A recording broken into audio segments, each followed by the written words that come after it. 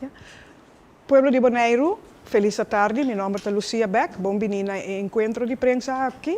Nos estoy junto con los prensa live en estudio, vez que me dirigir una palabra al secretario de Estado Raymond Knops, después yo soy gezaghebber, lo dirigí palabra a la comunidad de Bonaire y finalmente nos da una oportunidad para prensa de Bonaire se pregunta y al final nos la gaan despedir de Boslang. Me doe una primera palabra het woord aan de staatssecretaris Raymond Knops. Bon tardi allemaal. We hebben hier een persconferentie om ook verslag te doen van de gesprekken die we natuurlijk de afgelopen dagen gevoerd hebben. Maar ook de afgelopen weken, moet ik zeggen, toen de leden van de Eilandsraad in Den Haag waren. En daar zijn vele onderwerpen de revue gepasseerd. We zijn gisteren met de delegatie aangekomen uit Curaçao. Daar hebben we een ruim tweedaags programma gehad. En de afgelopen dagen een heel gevarieerd programma, moet ik zeggen. Waarbij meer dan in eerdere programma's de nadruk lag op het ontmoeten van mensen en organisaties uit het maatschappelijk middenveld en het onderwijs. En dat hield onder andere in dat ik bij Liceo Bonaireano gesproken heb met een aantal leerlingen in de eindexamenklasse die volgend jaar naar Nederland gaan om te studeren. Die lopen soms tegen nog wat uitdagingen aan, maar het was ontzettend interessant.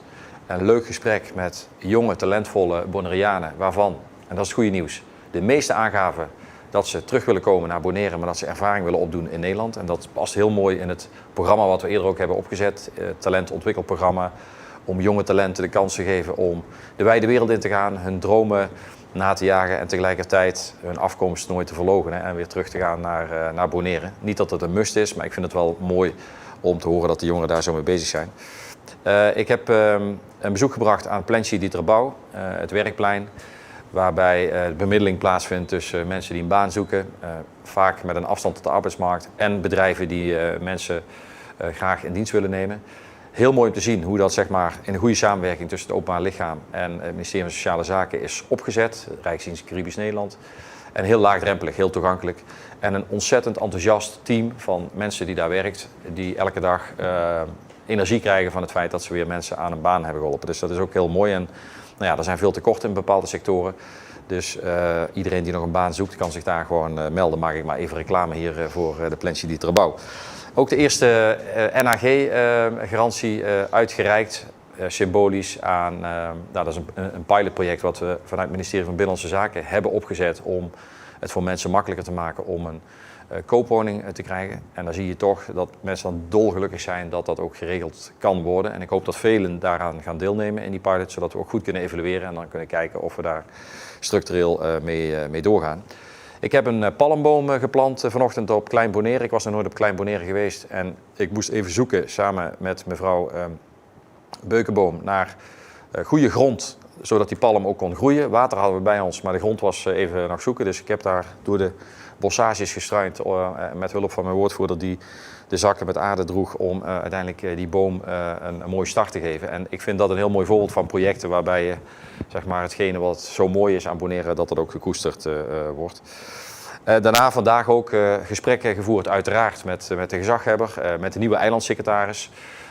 Ik zal vanavond met de leden van het bestuurscollege spreken en ik heb dus in Den Haag gesproken met de fractievoorzitters van de verschillende politieke partijen toen zij een bezoek brachten aan Den Haag. En vandaag met ambtenaren van INW, CP Hofkamp, een bezoek gebracht aan een aantal locaties rondom de olieterminal, de brandstofvoorziening. Ook gezien dat er een hele goede samenwerking is tussen het openbaar lichaam, de stuurgroep brandstof onder leiding van de gezaghebber en de verschillende ministeries in Den Haag om uiteindelijk die brandstofvoorziening en energievoorziening ook veilig te stellen in de interimperiode, maar ook als de bouw van een nieuwe terminal van start gaat. Ook bezoek gebracht tot slot aan een aantal bedrijven die zich bezighouden met de afhandeling en het transport van de noodzakelijke spullen die worden aan- en afgevoerd vanaf Bonaire. Don Andres natuurlijk, bekende transporteur, net een nieuw schip aangeschaft en we kregen daar een hele mooie rondleiding. En het mooie bedrijf Rocargo, waar vader, moeder en 2 zoons een prachtig familiebedrijf hebben opgezet. Wat letterlijk schakel is voor veel mensen voor het ontvangen van pakketjes. En daar waar corona veel negatieve effecten had, heeft het voor dit bedrijf door de vele postverzendingen heel veel extra werk opgeleverd. Dus veel energie, veel dynamiek. En als allerlaatste een gesprek gehad met een aantal ambtenaren en de gedeputeerde James Kroon. en de gezaghebber over de ruimtelijke ontwikkelingen. De toekomst van Bonaire, waar wil Bonaire naartoe? Hoe kunnen we elkaar daarbij helpen? En ook geconcludeerd dat het goed is dat er zeg maar, dat proces nu wordt opgezet waarbij zowel de politiek, maar ook de bevolking en allerlei andere stakeholders betrokken worden bij die toekomst van dit prachtige eiland. Daar hebben we over gefilosofeerd. Het is natuurlijk uiteindelijk aan het openbaar lichaam dat op te pakken. En dat gebeurt nu ook. Maar ik heb wel toegezegd, ook van mijn kant, dat bijvoorbeeld op het gebied van expertise, op het gebied van vastgoed, ik graag bereid ben om ook mensen van het Rijksvastgoedbedrijf daarvoor in te zetten. We zijn nog niet helemaal klaar met het bezoek, dus er is nog veel meer te vertellen. Maar ik krijg er weer veel energie van, ook van de werkbezoeken van vandaag. En ja, ik ben weer heel blij dat ik eindelijk weer naar Bonaire kon. En dank allen die daaraan hebben meegewerkt vandaag. Secretaris Knops, gezaghebber. Boa tarde a todos que estão seguindo nós. De minha parte, me põe informar que o EBIAC não estava completamente de atividade que o secretário de Estado a passado em algum de entre outras conversação personal com ele e também junto com algum deputado na Riba Bichita, entre outros na tank farm que nós também construir de parte sul na airport e também em Bichita na Hato na Curoil e também nesse sítio preferido para trazer qual de terreno de bio de web e sai naquele sítio não como a Bichita junto com o secretário de Estado caminha até sítio não de projeto não de hobby importância suma importância para Bonaire que nós lo que tinha sustento de Holanda já aqui também nós tinha acaba e nós que seguir com ele e nesse sentido aí como voorzitter de presidente diferente de stuurgroep que está atendendo diferentes projetos aqui me acompanhar o secretário de Estado em diferentes pontos aqui para explicar conjuntamente com esse nanco desse grupo aqui, que outro riba é terreno de armazenagem de combustível para o futuro de Bonaire. Bonaire você mesmo pode atender o secretário de Estado a visitar su visita muito mais amplo e me quer sair lá se havia aqui com su mês e sua delegação e a mim é parte com os seus colegas está vindo aqui a noite na caminho nós só tem possibilidade e espero que nós façamos bom uso de dia também e vai deliberação como os seus colegas com o secretário de Estado também que está na Bonaire que assim nós podemos chegar a compromisso e também na costa que está na bem-estar de nós do Bonaire. Pois me tá de minha parte também penso que a visita não acaba ainda, pois tem algo de programa ainda com os seus colegas que têm que tomar lugar aqui rato junto com o secretário de Estado. Dank je, gezaghebber Reina. Nou, kijk me voor doen naar primeira pergunta. Kijk even rond. Ludo? Ja, de eerste meer serieuze zaken. Wat is uw reactie op wat vanmiddag gebeurd is in Nederland? Met Peter de Vries. Ja, vreselijk nieuws dat iemand op straat zomaar wordt neergeschoten. En daar zou ik het eigenlijk bij willen laten, omdat ik niet de achtergronden weet. Er vindt op dit moment een persconferentie plaats in Nederland door het Openbaar Ministerie en politie. Meer dan dat weten we niet, maar het is vreselijk dat een journalist zo op deze wijze wordt neergeschoten. En ik spreek ook op deze plek mijn medeleven uit voor alle familieleden, maar ook voor hemzelf. En hoop dat hij er weer bovenop komt. Oké. Ludo? Wat trivialere vraag. Heeft u de gezaghebber kunnen uitnodigen voor een voetbalpartij? Nou, u brengt mij wel op ideeën. Dus ik ga morgen vroeg pas weg. Dus wie weet wat de avond nog brengt. Maar ik stel voor dat we even wachten dat iets afkoelt. En dan zouden we dat kunnen doen. Ik weet eerlijk gezegd niet of de gezaghebber een goede voetballer is. Hij hoeft zich geen zorgen te maken. Ik ben niet zo'n hele goede voetballer. Maar ik ben wel een goede verdediger. Dus je bent me niet zomaar voorbij, Edison. Dus dat moeten we even kijken of we dat doen. Maar ik ben geen goede voetballer. Ik ga de vraag nu. Oké. U bent nu weer op het eiland. Vorige keer hebben we ook uitgebreid gesproken over de wegen. U heeft toen ook gezegd dat er bijstand kwam uit Nederland. Ik neem aan dat het er is. Bent u in de buurt van de rotonde geweest of bent u vakkundig eromheen geleid of zo? Van de rotonde aan de Kajam staan. Nou, beide. Ik ben er geweest, maar ik ben er ook omheen geleid, want ik kon er niet overheen. Dus het ligt er daar. Ik ben er wel geweest, ik heb gezien dat hij er ligt. En uiteraard daar ook al kort over gesproken met gedeputeerde Kroon. Ja, Kijk, als het gaat om die wegen, dat is een onderwerp wat al heel lang op de agenda staat. Daar is ook de afgelopen jaren extra geld voor uitgetrokken. Daar moeten nu bestekken voor gemaakt worden, moet aanbesteed worden en er is gewoon heel veel achterstand. En dat moet ingehaald worden. Het is aan het bestuurscollege om daar prioriteit in te stellen. En wij hebben in ieder geval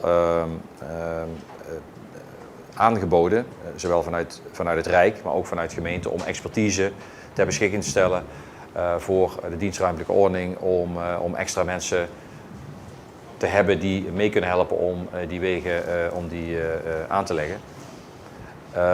Het is zo dat collega van Nieuwenhuizen zal volgende week ook hier op het eiland zijn. Zij is ook verantwoordelijk natuurlijk voor de infrastructuur, ook voor die extra middelen die zijn vrijgemaakt.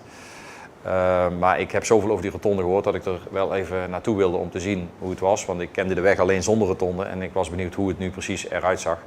Ik ken niet alle precieze details ervan. Maar heb wel ook met gedeputeerde Kroon besproken dat het goed is dat we proberen te voorkomen dat dit soort dingen op deze wijze gebeuren. Want één, het leidt tot vertraging, het leidt tot ergernis, tot overlast en ook tot extra middelen die moeten worden uitgegeven om te herstellen. Dus, maar het signaal is wel helder. Iedereen die ik spreek op het eiland heeft het over de wegen en dat er iets moet gebeuren. Dat staat ook in het bestuursakkoord, dat is ook de wens van het bestuurscollege. Maar we moeten het wel stap voor stap doen. Maar geld is op dit moment niet het probleem, dat wil ik er wel even bij zeggen. Althans, dat is geen uitnodiging om het geld maar over de balk te gooien. Maar het is niet zo dat er nu tekort is aan budgetten. Er is gewoon tekort aan mensen en mensen die het kunnen uitvoeren. Oké. Boeboei Cecilia, heb je een vraag? Ja. U hebt het over de wegen. Hebt u de roep gehoord van Onkobong? Omdat Nederland gewoon de infrastructuur overneemt. Wat denkt u daarvan? Ja, ik zou het ook echt willen vragen om die vraag te stellen aan mijn collega van infrastructuur. Omdat ik heb natuurlijk eerder met Onkobong gesproken, nu niet in dit bezoek, maar wel eerdere bezoeken heb ik met hen gesproken. En dit is ook niet een signaal wat zij wat eerst naar voren hebben gebracht. Ze hebben al eerder aangegeven dat ze in deze richting denken. Maar volgens mij is het probleem op dit moment niet wie erover gaat, maar is het probleem dat we ervoor moeten zorgen dat die staat van de wegen beter wordt. En dat zal toch met mensen moeten gebeuren. Het zijn toch dezelfde mensen. En dat is ook precies de reden dat, ondanks dat het een taak is van het OLB, dat zowel Rijkswaterstaat, maar ook mensen vanuit Nederland bijstand verlenen nu om zeg maar die versnelling daarin aan te brengen. Oké. Een vraag over armoedebestrijding, CQ, sociale minimum. Hoe is het mogelijk dat dit kabinet, dus het demissionaire kabinet, dat het steeds heeft over de mensen op onze eilanden en toch wordt dat steeds maar opgeschoven naar het volgende kabinet? Nou, dat is niet juist wat u zegt. Helaas. Dit kabinet heeft wel degelijk stappen gezet om het sociaal minimum te verhogen. Daarvoor verdient de voormalig staatssecretaris Van Ark een pluim. Dat heb ik al eerder gezegd, want na jaren dat er niets aan gedaan is, is dit kabinet het eerste kabinet in jaren die wel heeft gezegd er moet iets gebeuren. Daarmee is het nog niet zo, en dat heeft het kabinet ook eerder aangegeven, dat we nu op het punt zijn beland dat het voldoende is.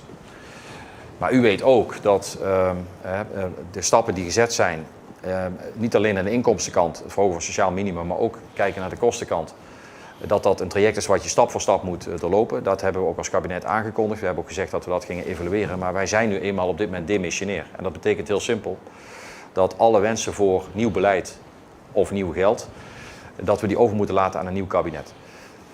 Het positieve nieuws is wel, en ik heb er zelf ook een bijdrage aan mogen leveren. En ik hoop ook dat andere partijen wat ze beloofd hebben in de verkiezingen ook zullen waarmaken als ze toetreden tot een kabinet. U weet natuurlijk, ja, ik weet niet of onze partij tot een kabinet toetreedt, maar er waren een aantal partijen, niet alleen die van mij, niet alleen het CDA, die hebben gezegd er zou meer geld moeten komen voor de vrije uitkering en er zou meer geld moeten komen voor het verhogen van de vrije uitkering. En dat is dus positief nieuws, maar dat is wel aan een nieuw kabinet en een nieuw regeerakkoord. En als we dan zou vragen wanneer is dat kabinet er, ja,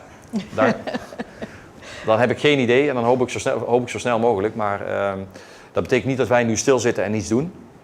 Maar ten aanzien van dit specifieke punt is ook vandaag in de Tweede Kamer een aantal moties in stemming gebracht. En heeft ook de meerderheid van de Kamer gezegd, ja, dat is aan een nieuw kabinet. Maar ik heb ook in het debat ervaren dat er brede steun is in het parlement om die stappen wel te gaan zetten. Oké. Jean van het Hof, ik geef je ook de kans om 2 vragen te stellen. Even in de microfoon, zodat de mensen jou thuis ook kunnen horen. Staatssecretaris, even voortbordurend op het nieuwe kabinet. Het zou zomaar kunnen zijn dat dit uw afscheidstournee is. Als u nu over 2 jaar in uw luie stoel thuis zit en u kijkt terug, waar bent u dan het meest tevreden over de afgelopen 3 jaar met dit bestuurscollege? En waar zegt u van, daar ben ik het minst tevreden over? Ja, meestal maak je de balans op als het zover is dat je afscheid neemt. En het zou best kunnen dat dit mijn afscheidstoer is, maar dan had het niet het karakter van een afscheidstoer, maar dan is het wel geweest. Dat zou kunnen. Ik weet zeker dat ik hier nog terugkom, dus dat sowieso. Dit is niet 100% niet mijn laatste bezoek aan Bonaire, maar de vraag is in welke functie dan. Maar ik heb dit eiland leren kennen als een eiland waar, ja, ook vandaag weer, gewoon de energie spat er vanaf. Trotse mensen die vertellen over waar ze mee bezig zijn. En ik vind het heel mooi, en dat is dan toch misschien het antwoord op uw vraag, ondanks dat ik daar nog niet helemaal aan toe ben, van wat is dan het mooiste wat je hebt kunnen bereiken. 1, dat je dat niet alleen doet, dat je altijd met anderen dat moet doen, maar dat we wel erin geslaagd zijn, ook in Den Haag en in samenwerking met het openbaar lichaam, om op basis van het bestuursakkoord een aantal prioriteiten te benoemen en daarmee aan de slag te gaan. Om ervoor te zorgen dat op het gebied van infrastructuur extra middelen zijn vrijgemaakt. Structureel, 5 miljoen. Dat de regio-envelop is ingesteld door dit kabinet, waardoor we extra projecten konden doen. Dat Plantje di Trabau is een voorbeeld van een project wat wij hebben opgezet en wat nu gewoon functioneert. Toen ik daar gisteren was, dacht ik van ja, dit is ook wel heel mooi om te zien. Dat zoiets wat niet vanzelf ging en al die beelden komen weer terug. Hoe we hebben moeten knokken soms in Den Haag om het geld daarvoor bij elkaar te krijgen. Maar het staat er wel en de mensen doen hun werk. Daar kan ik van genieten, daar ben ik trots op. Maar ik zeg dat tegelijkertijd in alle bescheidenheid, want het is niet zo dat Knops iets regelt. Ik doe dat met een heel team. En ik doe dat ook met de collega's in het kabinet. Dus, maar ik zeg er ook meteen bij, er is nog heel veel te doen. Dus eigenlijk ben ik gewoon nog niet klaar. Ik kan eigenlijk nog niet weg. John, was dat je enige vraag? Oké, dan collega van NOS TV, heb jij een vraag? Ja? Stel je vraag. Ja. Mijn vraag is aan de staatssecretaris Raymond Knops. De bestuursakkoord is in 2019 getekend. Gezien dat de uitvoering gaat niet zo snel als we hopen. Wat gaat gebeuren in 2023? Wordt er een evaluatie gedaan? Dus met het bestuursakkoord om te zien hoe ga je verder? Ja, terechte vraag. Kijk, dat bestuursakkoord dat, was nodig om ons naar elkaar toe te verbinden over de prioriteiten, zodat er duidelijkheid over was. En ik was toen heel blij, en nog steeds, dat een overgrote meerderheid van de Eilandsraad, samen met het bestuurscollege, het toenmalige bestuurscollege, en Den Haag, de handtekening heeft gezet over iets wat beide partijen verplicht om dingen te doen. Dat helpt mij in Den Haag en dat helpt soms de mensen hier om te zeggen, dit hebben we wel met elkaar afgesproken. En ik heb eerder al gezegd, ik geloof de laatste 3 persconferenties dat ik hier was, dat ik zelf vind, maar dat is ook een beetje mijn aard, dat het sneller zou moeten. We hebben het net over de infrastructuur gehad, dat vind ik ook. Tegelijkertijd hebben we ook een bizar 1,5 jaar achter de rug. En ik wil het niet alleen daarop gooien, maar het heeft ons wel op een aantal dossiers de prioriteiten moeten laten verleggen. Hè. Met COVID, als je ziet wat er ook op een eiland hier, en ik wil ook vanaf deze plek complimenten uitdelen aan het bestuurscollege, bijzondere gezaghebber. En er zijn mensen van hoe we dit samen ook weer met Den Haag, hele mooi samenspel, het ministerie van VWS, maar ook van BZK, ervoor gezorgd hebben dat we die COVID-crisis goed gemanaged hebben. Met hort en stoten en op en af en lockdown en weer open. En, maar ook met die steunpakketten voor ondernemers. Het was razendsnel geregeld. En we hebben in Den Haag meteen ook, dat heb ik zelf voorgesteld, ook in de ministerraad, bij alles wat we doen in Europees Nederland, de combi te maken van dat geld ook voor Caribisch Nederland. Natuurlijk de uitvoering is iets anders, maar daar gaan we geen discussie meer over hebben. En dat vond ik zelf een overwinning, omdat daarmee ook het onderscheid, waar ja, vaak terecht ook wel over gesproken wordt, absoluut niet meer was. Iedereen is gelijk in Nederland, Caribisch Nederland, Europees Nederland, als het gaat om de noodzaak om mensen te helpen in deze crisis. Ja, en die ambtenaren en iedereen die erbij betrokken was, die kunnen wel meerdere dingen, maar niet allemaal op hetzelfde moment. Althans, dat lukt mij ook niet. Dus je moet dan prioriteren. En dat heeft ook geleid tot een aantal projecten die in de vertraging zaten. Dat gaan we zeker evalueren. We hebben sowieso die voortgangsrapportages en momenten. Dat is op ambtelijk niveau, maar wij praten daar ook altijd als we elkaar ontmoeten, of dat hier is of in Den Haag, van hoe gaat het en waar kunnen we bijsturen. Maar ik had eerlijk gezegd wel gehoopt toen in 2019 dat we nu verder waren. Maar goed, uiteindelijk gaat het om het eindresultaat. Dat moeten we bereiken. En dan komen er ook wel nieuwe wensen en dan zal er ook wel een opvolger komen. Ja, daar ga ik niks over zeggen, want dat is niet aan mij. Maar ik denk dat het concept van het bestuursakkoord en met elkaar afspraken maken, dat dat een heel goed concept is. Omdat je dan weet je ook precies van elkaar wat je wil gaan doen. Maar dan moet je wel zorgen dat daar voldoende capaciteiten voor zijn. Oké. Was je klaar met je vraag? Ja? Dan Harold Linkers van Bonaire.nu en dan als laatste Marit. Ja? Stel je vraag, Harold. Ja, ik heb ook een vraag aan staatssecretaris Knops en dat gaat over het bestuursakkoord. Zal u waarschijnlijk niet verbazen. Daar staan in artikel 1, lid 2, gelijk een heleboel zaken over de rapportages erover. Toch, als we online gaan kijken bijvoorbeeld, kunnen we bijna niks vinden na 2019. Dus mijn vraag is, hoe zit het eigenlijk met die rapportages en zijn die publiekelijk beschikbaar of niet? Nou, ik doe regelmatig verslag in de richting van de Tweede Kamer van de voortgang in het bestuursakkoord. Ik krijg zelf rapportages natuurlijk, ook van de programmamanager en de teams daaromheen. Dat is ook voor mij de mogelijkheid, biedt ook voor mij de mogelijkheid om te sturen. Te zeggen van nou, daar gaat het niet goed. Daar hebben wij dan ook het gesprek over, zowel ambtelijk als bestuurlijk. En ik zelf ben daar heel transparant in. Dus ik weet niet exact wat nou aan de documenten online gezet is. Maar daar staan geen staatsgeheimen in. Dus dat is in het kader van laat zien wat je doet en waar zitten de problemen, waar loop je tegenaan. Is dat wat mij betreft iets wat gewoon, de vraag is of je alle superdetails moet weten, maar dat op een bepaald niveau prima gecommuniceerd kan worden. Dus uiteraard als het gaat om Bonaire aan het openbaar lichaam om daarover in eerste instantie naar de Eilandsraad natuurlijk te rapporteren. En alles wat in principe naar de Eilandsraad gaat of naar de Tweede Kamer zijn per definitie, uitzondering daar gelaten zijn, openbare documenten. Dus er is geen enkel geheim en mocht daar kritiek zijn op wat dan ook, dan wil ik daar graag naar kijken hoe we dat kunnen verbeteren. Want het is gewoon wat het is. En als je vertraging hebt, moet je dat melden. En kijk, als de oorzaken gaan op het niveau van ambtenaar X of Y heeft iets niet of wel gedaan, dan staan wij daarvoor. Wij zijn politiek verantwoordelijk, dus dan gaan we dat natuurlijk niet melden. Maar de voortgang van de projecten, dat is iets wat op zichzelf gewoon gemeld kan worden. Je laatste vraag, Nou was er recent een persbericht uitgestuurd door het openbaar lichaam dat u en de gezaghebber niet compleet tevreden zijn over de voortgang, of althans de vertraging die optreedt. Maar nou valt me op dat in het bestuursakkoord ook heel duidelijk een escalatiemodel staat. Dus zeg maar als dingen niet goed lopen of er is onvoldoende voortgang, hoe dat dan wordt geëscaleerd. Dan vraag ik me concreet af van waar bent u dan niet tevreden over? Misschien behalve de wegen. Maar en vervolgens, wat gaat u er dan mee doen? Want ik bedoel, constateren van we zijn er niet tevreden over is iets. Maar ik vind vrij weinig concreet wordt gemaakt wat er dan gaat gebeuren. Of welke bakens gaan worden verzet. Om te zorgen dat die achterblijvende voortgang dus wel wordt opgepakt. En dat er inderdaad meer wordt gedaan. Dus daar was ik even benieuwd naar. Ja, zeker. Ik bedoel, het analyseren waar dingen niet goed gaan is één. En vervolgens moet je inderdaad, dat is ook mijn stijl, kijken van waar zit dan het probleem en hoe los je dat op en hoe zorg je ervoor dat het wel gebeurt. Nu kun je opgelopen achterstanden soms niet inhalen, dat is nu helemaal zo. Ik noemde net het voorbeeld van COVID. Dus je kunt niet in één keer een weg toveren, dus dat zal toch de normale procedure moeten doorlopen. Maar het is geen geheim dat ook de rapportages van het CFT eerder, en dat is ook een belangrijk onderdeel van het bestuursakkoord, dat die met name duiden ook op de ambtelijke organisatie en de wijze waarop posities bemand zijn, hoe de interne procedures lopen, hoe aansturing van bepaalde processen is. En daar is ook al eerder geconstateerd dat er zwakheden zijn rondom het financieel beheer. Nou, dat is een cruciale proces in je ambtelijke organisatie. Dus daar wordt bijstand verleend waar dat kan, extern, tijdelijk, definitief. Nou, we hebben natuurlijk een jaar lang vacature eilandsecretaris gehad. Dat is de hoogste ambtenaar van de organisatie. Misschien dat de gezaghebber er zo nog iets over kan zeggen. Maar die is natuurlijk cruciaal om een organisatie aan te sturen. En dat zijn allemaal dingen die er ook toe hebben bijgedragen dat dingen nog niet op het niveau zijn waarop ik het zou willen. Dus ik ben heel blij dat er nu een eilandsecretaris is die ook die rol kan oppakken, dat er een verandermanager is.